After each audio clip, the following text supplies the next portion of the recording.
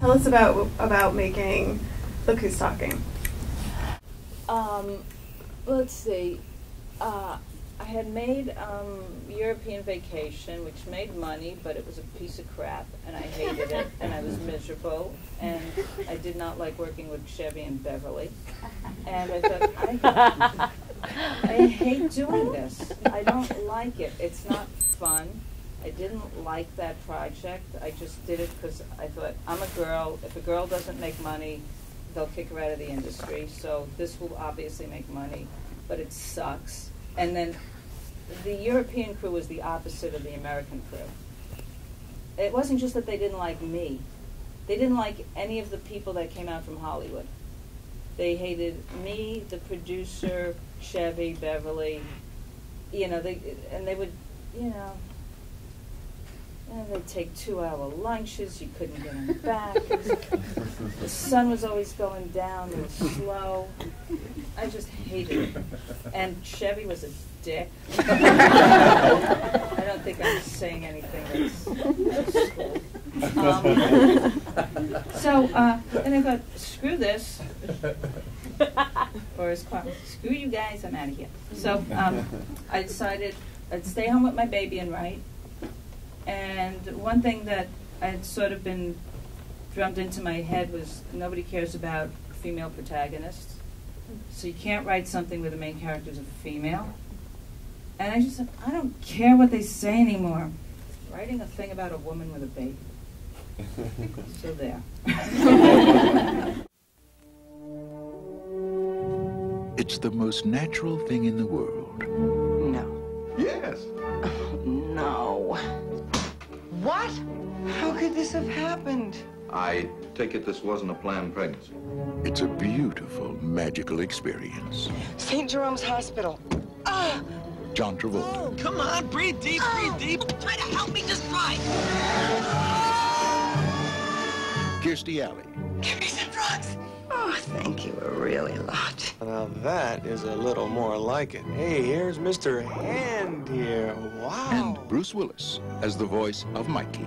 Help! Help! Put me back in! Put me back in! So you're the one that's been kicking me. The one that ate all that spicy food. Now Mikey's mommy needs his help.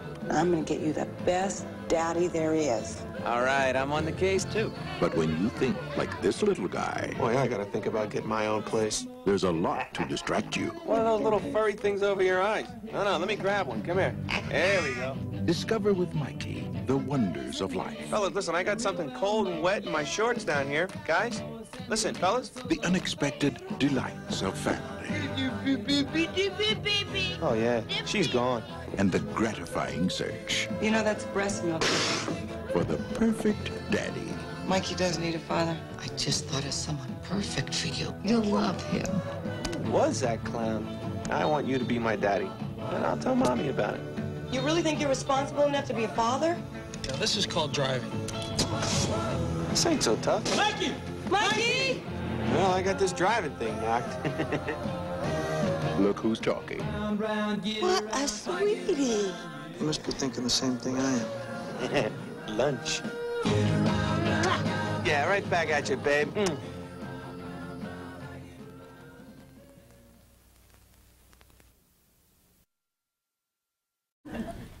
I was actually thinking about that when I was watching the scene where he's in the stroller on the street and there's all the other kids in the strollers and you get the different expressions that go along with the voiceover, and I just thought, I wonder how long that took to shoot, like getting all those babies to make those particular faces.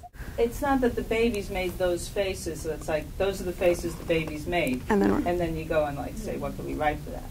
Because I mean, I went into it a lot of times with a certain idea, and after shooting the baby for as long as I could, baby didn't do anything that would work for that idea, and then you gotta regroup. So, it's calling in all your funny friends and going through all the footage endlessly, and Bruce Willis, and coming up with, stuff. But it's, a lot of that is scrambling to make what you have work rather than like having a plan and then it works. Except now, you got them, I mean, they've been talking about rebooting it. So there would be another movie with like that, the animation they're able to do on babies' mouths now, like the commercials.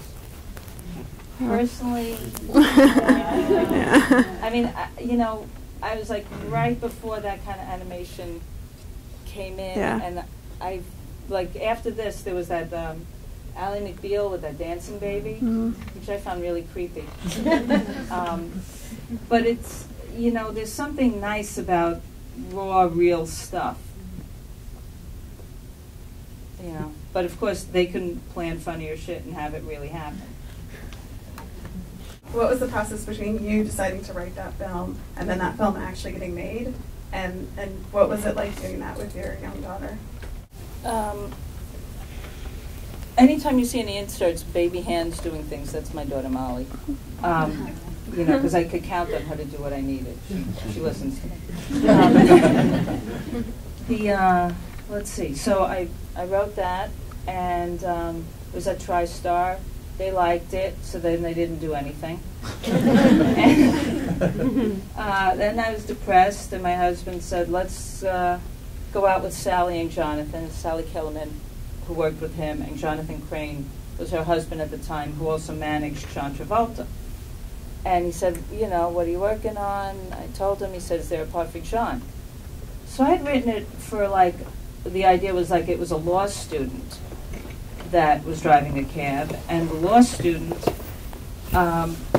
when Molly decides, this guy's the father, and I'm even going to tell him, we don't want anything from you, we just want you to be the father.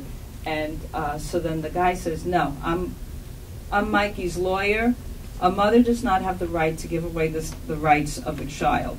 You cannot go to a guy and say, I don't want anything from you, in speaking for your kid. Your kid has his own rights, he's a separate person, and that the guy would be somebody that stands up for the kid, and that's who she falls in love with. And I didn't think that would work with John, so I decided I would make him a different kind of character and tailor it more for Travolta. So then I said, if I do these things to it, show it to John, and he did, and John liked it, so that was good. What was it like working with the two of them, John Travolta and Kirstie Alley? It was the polar opposite of Chevy chasing Deadpool. That sounds good. I mean, sometimes you go through something really crummy, and you think that, oh my God, but actually it's a good thing because, from then on, everything will seem better. So working with people that were just mean made everybody else since then seem wonderful, but John and Kirstie really are. Mm-hmm. And then how did the sequel come about? Was that something that you wanted to write, or studio wanted you to? The studio made me do it. Okay. Well, we can fast forward maybe a little bit to Clueless. So you're making Clueless. So when did you start writing that? I guess in '93. Mm-hmm. I wanted to, make a movie that I liked.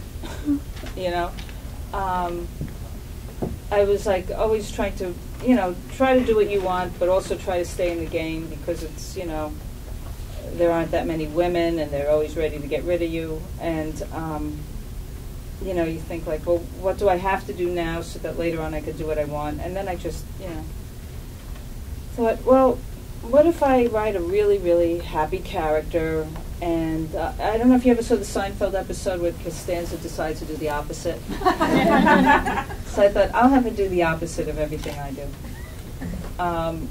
And it worked.